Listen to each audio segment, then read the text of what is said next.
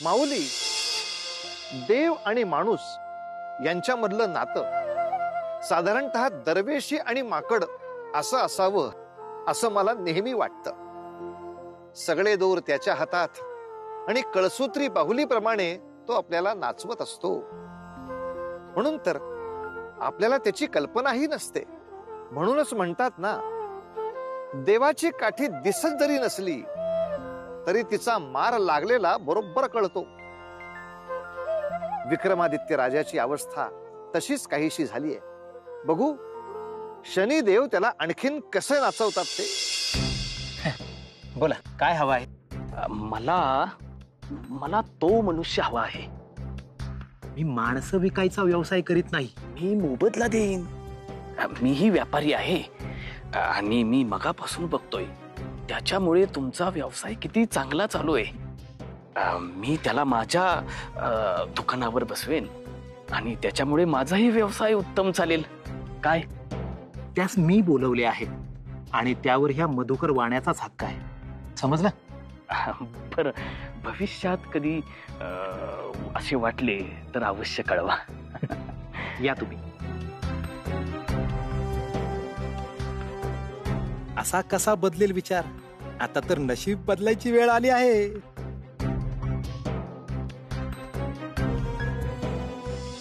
महाशय, आपण खूप दमला असाल ना? आणि हो, भूकही लागली असेल। आपण माझे अतिथी आहात। माझ्या घरी चला आणि विश्रामही तिथेच करा।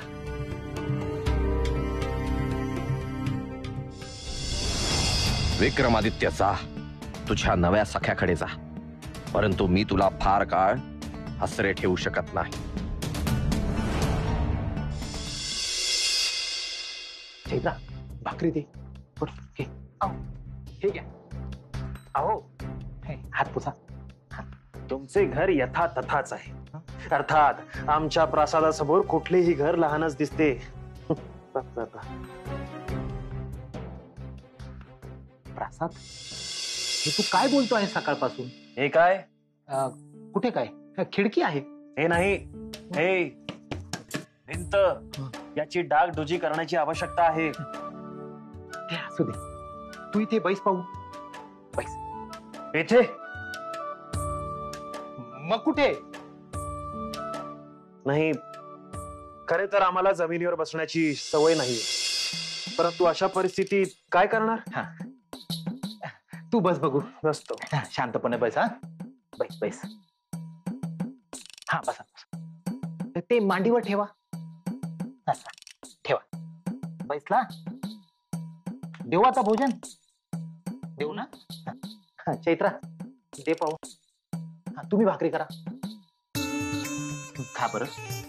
ठीक, भाकरी। हा, काय योगायोग आहे। एरवी आमचे दास दासी आम्हाला आग्रह करत असतात की भोजन करून घ्या, आणि आम्ही त्यांच्याकडे दुर्लक्ष करत असतो। पण आज 3 दिवसापासून आमच्या पोटात अन्न नाही म्हटल्यावर ही भाकरी देखील आम्हाला पंचपक्वान्नाप्रमाणे वाटत आहे। ते दास दासीचं राहू दे बाजूला। तू माझ्या घरी अतिथी म्हणून आला आहेस ना? नाही, तुझ्यामुळे कसं आज माझा व्यापार भरभराटीस आला, त्याबद्दल मी तुझा आभारी आहे। पण त्याची परतफेड कशी करावी? झाली का भाकरी? खा। आमच्याकडे भाकरी उत्तम बनते।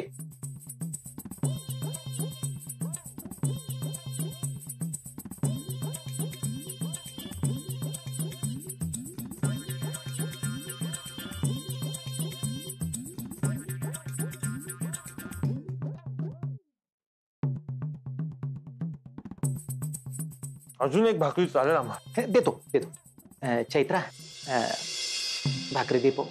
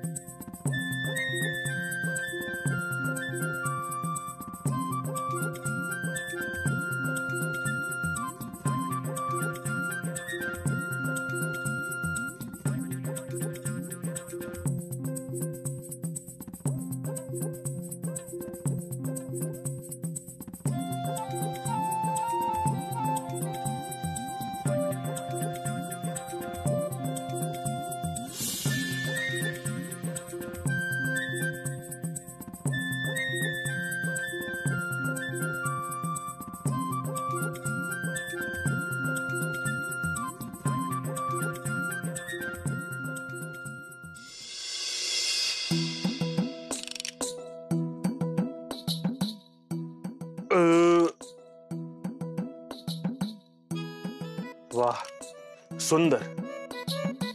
आज अंमळ अधिकच भोजन झाले. तुला म्हणून सांगतो, भोजन झाल्यानंतर आमच्या प्रासादात 3 वाडगे भरून खीर गायची पद्धत आहे.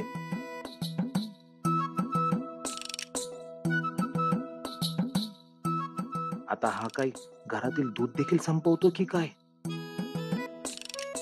परंतु ठीक आहे, आम्ही प्रसन्न झालो. आम्ही शब्द देतो, यापुढे भविष्यात तुला कोणत्याही गोष्टींची कमी पडू देणार नाही. एका भुकेने व्याकुळ राजाला प्रसन्न केले आहेस तू.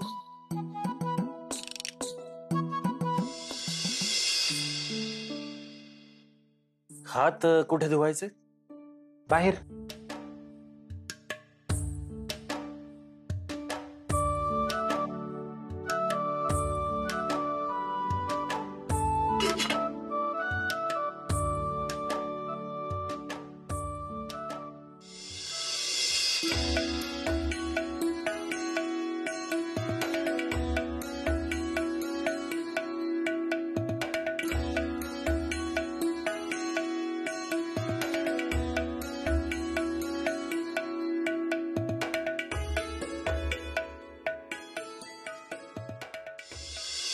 अगं अजून एक भाकरी वाढ. मी इथे भाकऱ्या थापून थापून दमली आहे आणि तुम्ही काय खात बसलाय? अगं घरात काही शिल्लक आहे का? निदान ही भाकरी तरी मला खाऊ दे ना. काय हो, कुठल्या शुंभास घरी घेऊन आलाय? अतिथी म्हणून आलाय, राजासारखा जेवतोय. मागच्या जन्मी बकासूर असेल, बकासूर. अगं कालिंदी, हळू बोल. सकाळी काय झालं, तो माझ्या दुकानात आला. मी त्याला दुकानाच्या बाहेरच बसवलं, पण त्याचा पायगुण इतका चांगला होता की न भूतो न भविष्य. अशी गर्दी झाली आपल्या दुकानामध्ये, इतका नफा मी कैक महिने अनुभवला नव्हता. अहो तिथे भरभराट आणि घरात खडखडाट. काय उपयोग? काहीच शिल्लक राहिले नाही का? माझ्यावर विश्वास असेल तर स्वतः डोळ्यांनी पहा, दाखवते मी तुम्हाला.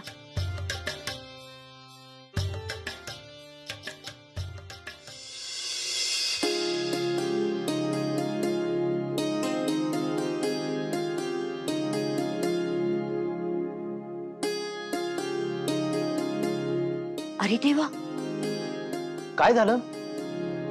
अहो हा तर चमत्कारच म्हणावा. मी स्वतः डोळ्यांनी पाहिले होते रिकामी डब्बे. आत्ता लक्षात आलं माझ्या कालिंदी, हा मनुष्य कोणी साधारण मनुष्य नाहीये. मी उगाच त्याला वेडा समजत होतो, स्वतःला राजा म्हणून घेत होता ना. मला काय वाटतं की आपला जर उत्कर्ष आणि भाग्योदय व्हावा असे वाटत असेल तर ही व्यक्ती आपल्या इथेच असलेली उत्तम.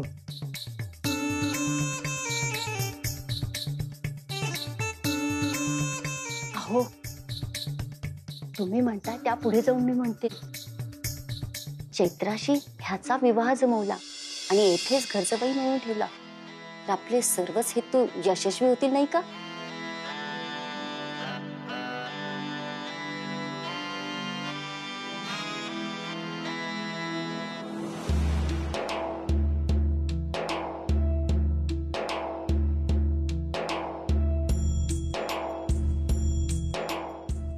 पिताश्री, मी तुम्हाला पाणी देते. ते पाहू. आज चैत्राचा चेहरा खूपच आनंदी दिसतोय. कोणीतरी मनात घर केलंय वाटतं.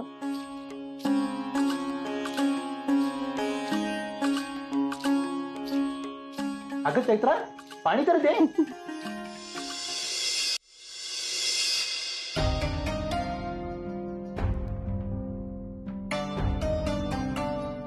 राजकुमारी,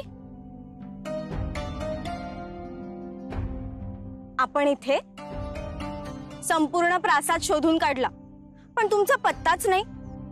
अखेर माझ्या मनी विचार आला, आपण आपल्या ह्या प्रिय ठिकाणीच असाल. आता कुठलेच ठिकाण प्रिय वाटत नाही मला.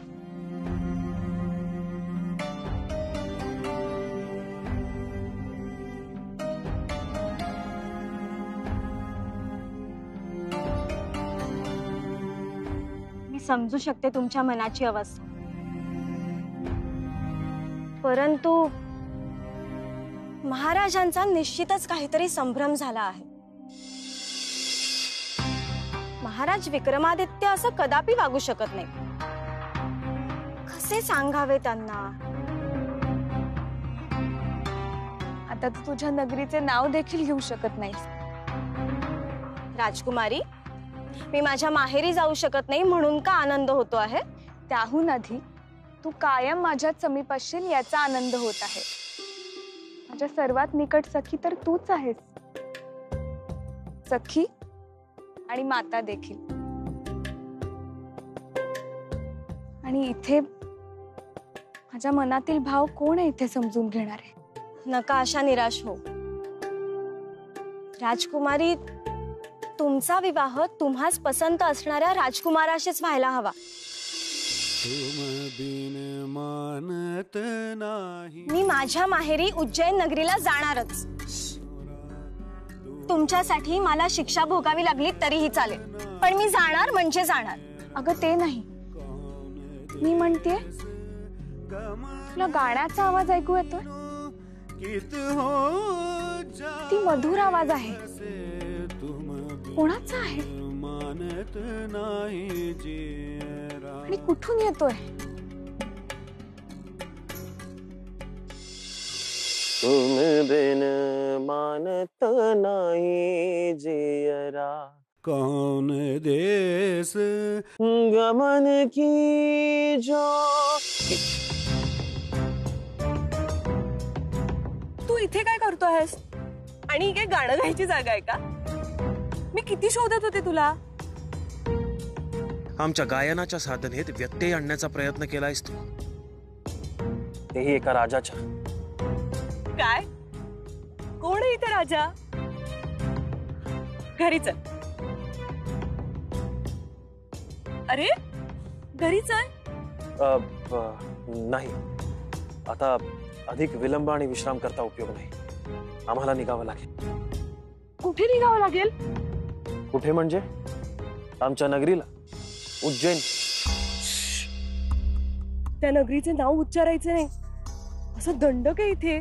आणि कोणी केलाय असा अतर्क्य दंडक? अजून कोण? आमचे महाराज चंद्रसेन. का? ते म्हणजे त्या नगरीत गेले होते. त्यांची कन्या राजकुमारी पद्मसेनेचा विवाह तिथल्या महाराजांशी निश्चित करण्याच्या हेतूने. पण ते आमच्या महाराजांना न भेटताच तिथून निघून गेले.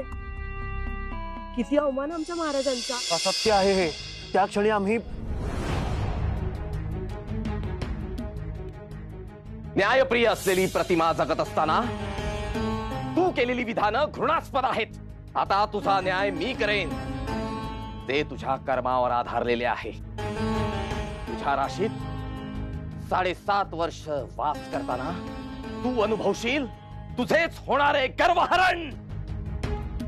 लक्षात ठेव. काय विचार करतो आहेस? हेच की आम्हाला पुन्हा त्या नगरीत कधी जायला मिळेल. चिंता करू नकोस. आमचे घर आता तुझेच आहे असे समज. चल चल. राजकुमारी, राजकुमारी, राजकुमारी थांबा. अहो कितीही अधीरता म्हणायची राजकुमारी. राधा का? तू मंजूळ मनमोहक स्वर अचानक कसा नाहीसा झाला? मलाही नाही माहित, परंतु आता याची प्रतीक्षा करण्यातही काही अर्थ नाही. चला बरं तुम्ही. राजकुमारी चला चला.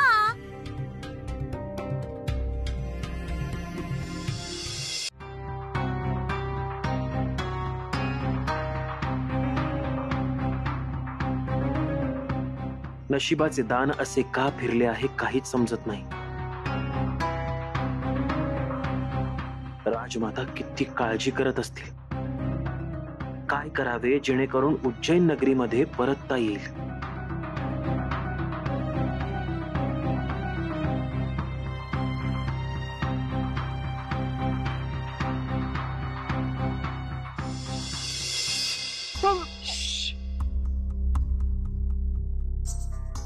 तू इथे काय करतेस? माझी येण्याची चाहूल अचूक ओळखलीस तू. मन जुळली की जसे होऊ शकते. ऐक, माझ्या मनात एक कल्पना आली आहे. तुला तुला उज्जैनला जायचं आहे ना? आपण पळून जाऊ आणि विवाह करूया. विवाह करून तिथे जाऊ, म्हणजे कुणालाच काहीच कळणार नाही. काय बोलतेस तू? अशक्य आहे. हा विचार तुझ्या मनात आला हे देखील विसरून जा. का? असे का बोलतोस? चैत्रा, ए चैत्रा. आई, आई या प्रहरी जागी कशी? मी काय करू? मला लपव. काय करू?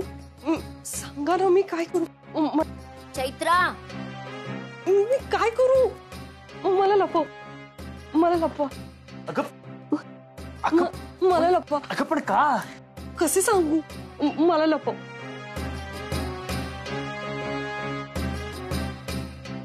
मी काय करू?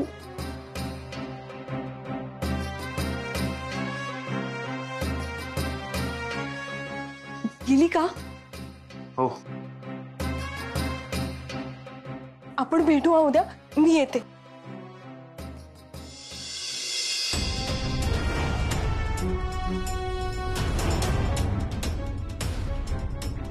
गाई, तुझा कंठा. राहू दे तुझ्याकडे, माझी आठवण म्हणून. भेटू उद्या. अगं पण अगं काय म्हणावे या मुलीला? तिला कुठे माहित असे कैक कंठे आमच्या महली पडलेले असतात.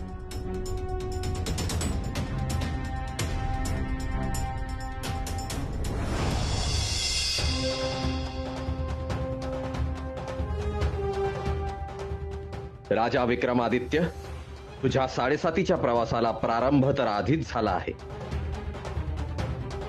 आणि आता त्या प्रवासाला एक वेगळे वळण मिळणार आहे आणि त्याला कारणीभूत ठरणार आहे तुझ्या हाती असलेला हा कंठा. आता हाच कंठा तुझ्या आयुष्यात काय परिवर्तन करतो ते बघच.